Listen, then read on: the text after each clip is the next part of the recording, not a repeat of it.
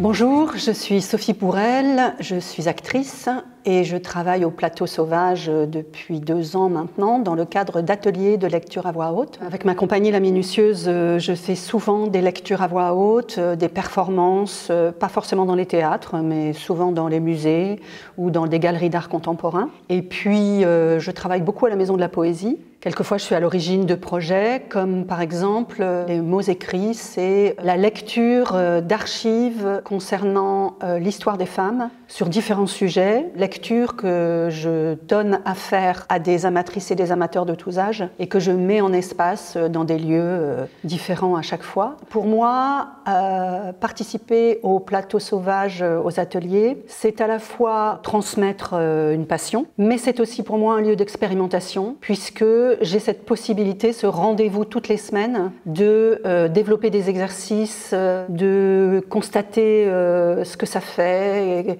et de chercher ma propre méthode, d'inventer ma propre méthode de lecture à voix haute. Et tout ça me sert beaucoup ensuite pour mes créations.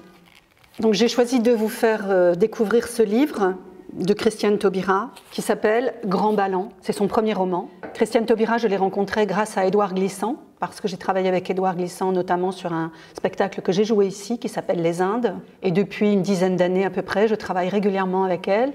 Et c'est un bonheur à chaque fois de travailler avec elle. Donc voilà, je voulais vous faire découvrir ce premier roman qui est magnifique. Ces mots piochés dans un ailleurs qui n'a ni prise ni emprise ici. Clandestin, il rend service à des voisins, à des passants sur la route. Il n'a pas un cœur de pierre, il ne circule pas l'esprit tranquille et égoïste en laissant les gens cuire sous une chaleur et une moiteur qui ferait déparler un excommunié. Tout le monde voit bien que le temps où sa grand-mère le conduisait à l'école et l'affublait d'un petit bacquois pour le protéger des ardeurs du soleil, ce temps-là est bien fini. Les gens vont tête nue, sans catouri-tête ni parasol. Personne n'est plus prévoyant de rien. Vous pouvez retourner vous asseoir. Il regagne sa place sur la chaise qui lui est octroyée, physiquement à l'écart, comme s'il était extérieur à ce procès, et d'où il doit vraiment tendre l'oreille pour entendre ce qui se dit. Les voix fluettes ne portent pas, ni celle de la présidente, pourtant installée en hauteur au milieu des jurés, ni celle des témoins. L'avocat général, lui, est également perché et c'est une autre gorge. Il lui suffit de hausser le ton pour être entendu et il hausse constamment le ton. Même lorsqu'il parle de sujets qu'il n'a manifestement pas compris. Peut-être aussi que ce n'est pas son travail de comprendre ces sujets-là.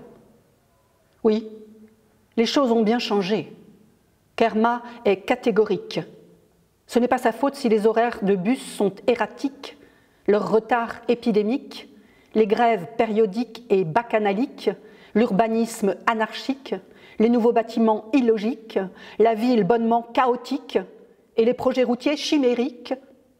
Voilà, pour survivre à l'épreuve, il s'est replongé dans les exercices auxquels il se livre dans sa cellule depuis son incarcération.